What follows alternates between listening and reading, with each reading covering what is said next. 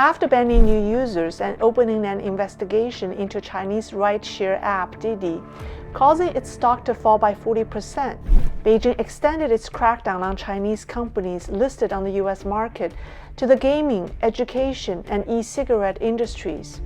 3 tutoring companies, New Oriental Education, Tao Education, and Gaotu, saw their shares fall more than 85% year-to-date. And 6 months after its IPO on the New York Stock Exchange, shares of the Chinese e-cigarette company RLX Technology are down 80%.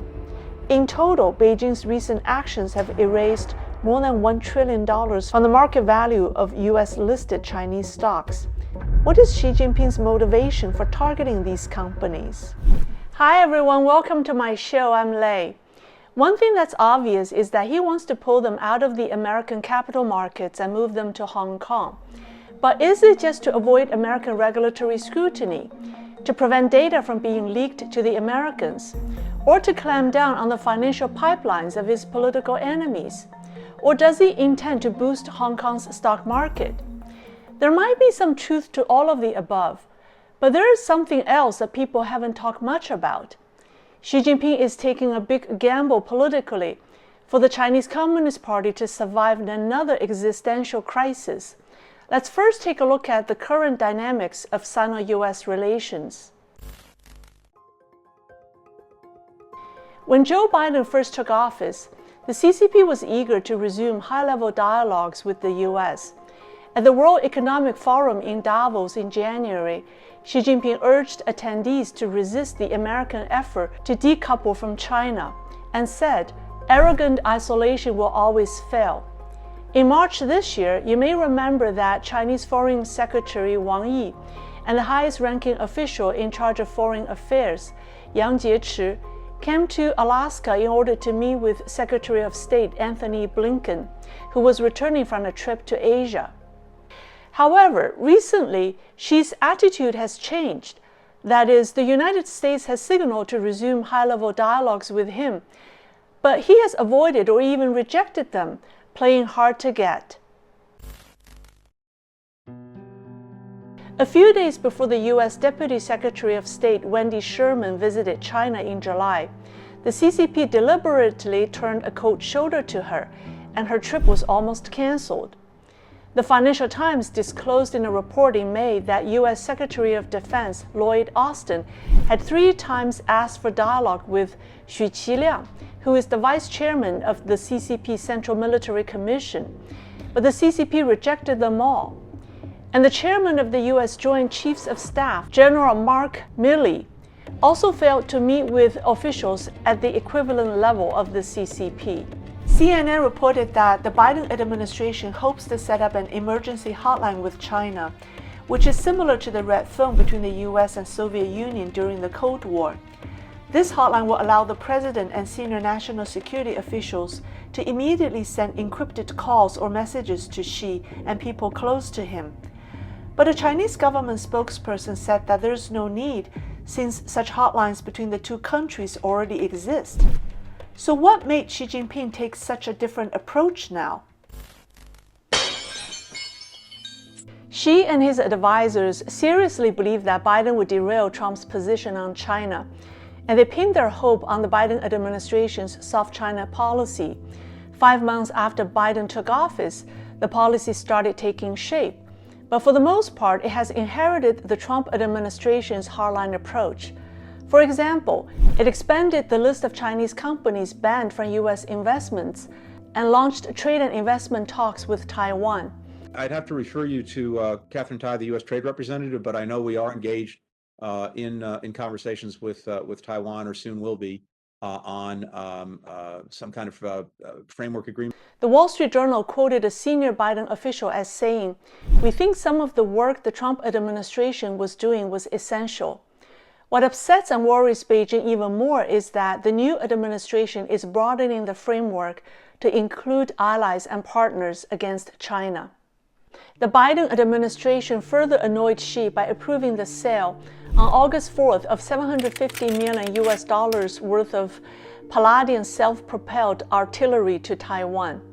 And then the next day, CNN reported that U.S. intelligence agency were digging through a huge database that contains genetic data extracted from virus samples researched by the Wuhan Institute of Virology. This effort may be the key to uncovering the origins of coronavirus. Starting on July 20th, the CCP mouthpiece People's Daily published a series of 16 articles titled "Political Manipulation Cannot Cover Up the U.S. Ineffective Pandemic Effort." The articles were published for 16 consecutive days and attacked the U.S. for lack of control and accountability during the pandemic. On August the 3rd, the official state Xinhua news agency published a 24,000-word article titled "The Seven Sins of America and Its Allies." It's a Cultural Revolution-style hit piece that attacks America and American policies. It name-called former President Donald Trump 21 times and President Joe Biden 7 times. Some China experts say that this massive anti-U.S. propaganda campaign is extremely rare in the 42 years since China established diplomatic relations with the United States. This temper tantrum shows that the regime is in crisis as a result of both external pressure and internal disorder. The CCP just celebrated its centennial anniversary, but mounting internal conflicts are a ticking time bomb for Xi Jinping. First, the infighting among various CCP political factions is getting intense. The Xi Jinping faction, the Jiang Zemin faction, the Hu Jintao faction, the Old Leader faction, and the Princeling faction are fighting over power redistribution at the CCP's 20th National Congress next year. Then there is the ongoing struggle between Xi Jinping and the vast number of senior officials he has investigated and reprimanded during his anti-corruption campaign. Also, the conflicts between Xi and the powerful investors and red families behind the large companies such as Alibaba, Tencent, Ant Group, and Didi, as well as the fight to control data and technology, are being pushed from behind the scenes to front-page news.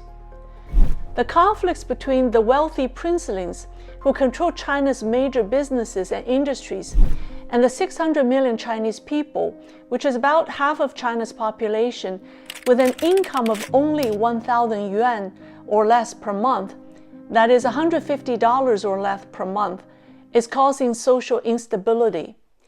And then the tumult caused by the CCP's persecution of its own people is threatening the regime daily.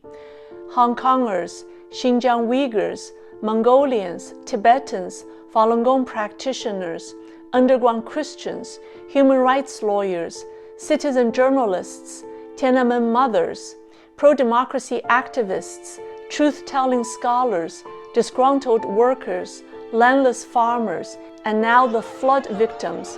The list goes on and on. In fact, the CCP is sitting on a volcano of boiling resentment that can erupt at any time. This internal instability is more threatening than any external pressure coming from the US and the West. Xi Jinping needs an external conflict that's big and dramatic enough to divert attention, shift blame, and reunite the Chinese people under the banner of nationalism. Creating a new conflict to cover up an existing one is the most typical survival tactic that the CCP has used in the past 100 years. Mao Zedong once said that the CCP has two weapons, one being the gun and the other being the pen. In all of its political campaigns or battles with internal or external enemies, the CCP's propaganda machines always preceded physical or military attacks. A few days ago, the regime announced a military exercise in the South China Sea from August the 6th to the 10th. It also issued a warning to declare a 100,000 square kilometer area as having restricted access. No ships are allowed to enter during this exercise, which is the largest in recent years.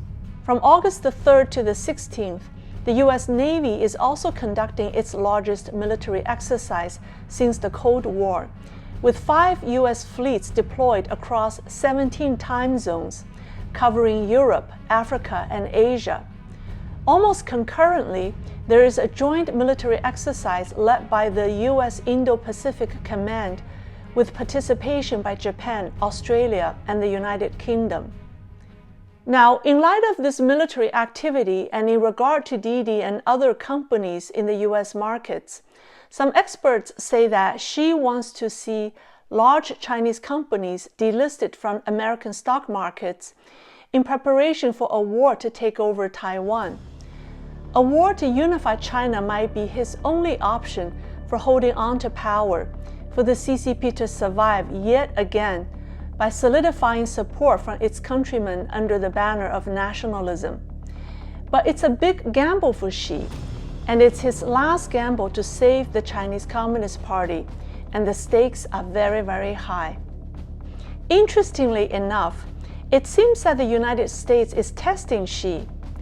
At about 4 p.m. on August 6, 2021, the U.S. Marine Traffic website showed that a U.S. Navy surveillance ship, the victorious TAGOS-19, entered the Chinese military's restricted area during the exercise. We don't know yet what will happen next, but it is certainly a nail-biter. We will be keeping an eye on the developments. You can watch my previous videos on Chinese factional politics and also my series on common Western misconceptions about China, and I will certainly keep you updated.